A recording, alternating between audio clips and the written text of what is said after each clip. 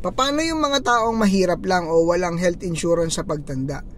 Mas secured ba o mas maganda yung buhay mo pag tumanda ka na may health insurance o may pera kaysa sa wala?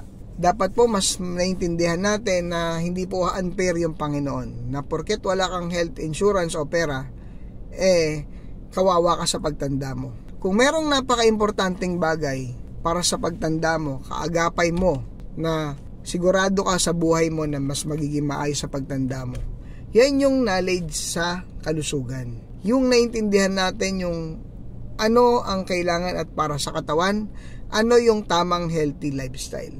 Kaya ngayon pa lang, kung gusto mong maging malusog ka at hindi ka mahirapan sa pagtanda at hindi ka pahirapan ng sakit, umpisahan mo nang maging educated sa tamang kalusugan. Kung paano mo aalagaan yung sarili mo, na kahit wala kang health insurance o pera, ay hindi ka mahihirapan sa pagtanda mo.